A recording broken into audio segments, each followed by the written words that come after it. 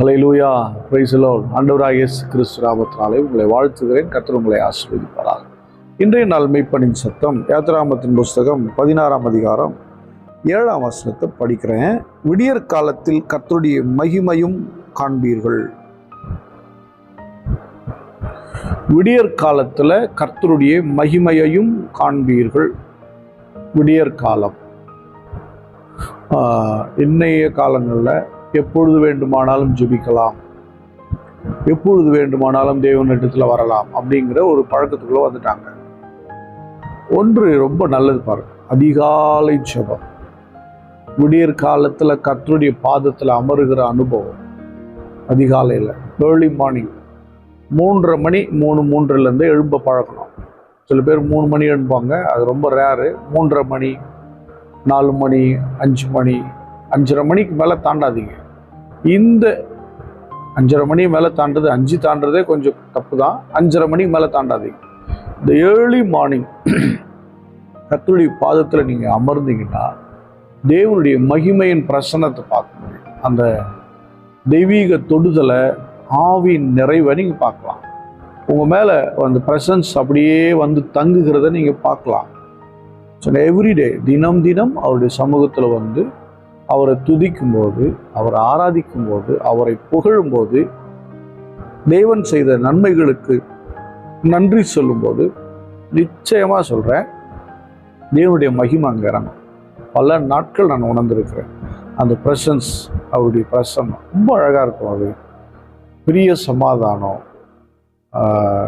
பணம் கொடுத்தா கூட அது சந்தோஷம் கிடைக்காதுங்க. எவ்வளோ பணம் நம்ம கையில் கொடுத்தாலும் அந்த சந்தோஷம் வராது. கொஞ்சம் அதிகமாக பணம் கொடுத்தா பயம் வரும்ல, எதுவுமே வராது. அது அந்த சமாதானம், அது நதியை போல, அதை வந்து எப்படி சொல்கிறது, அது வார்த்தைகளே இல்லைங்க. அப்படி ஒரு மகிமையின் பிரசன்னம் தேவ சமூகத்தில் அதிகாலையில் காத்திருக்கும் போது சூழ்ந்து கொள்ளும். அந்த பிரசன்னத்துக்கு தான் ஏங்கி காத்திருந்தார்கள் பரிசுத்தவான்கள். ஆமாம், ஆண்டவர் சமூகத்தில் அந்த தெய்வீக பிரசன்னத்துக்கு, அந்த மகிமைக்கு, அந்த க்ளோரியஸ், இந்த க்ளோரி, அதுக்காக காத்திருந்தாங்க. கர்த்தருடைய மகிமை வந்துருச்சுனாவே, மகிமை புறப்பட்டுருச்சுனாவே சூப்பராக இருக்கும்ல. இஸ்ரவேல் மக்களுடைய பிரயாணத்துக்கு முன்பதாக தேவனுடைய மகிமை எழுப்புமா ஆசரிப்பு கூடாரத்தில். அப்படியே அந்த ஷெக்கினா அப்படின்வாங்க, ஷெகைனா, அந்த மகிமை அப்படியே எழும்பும்போது அது மூவ் ஆகும்.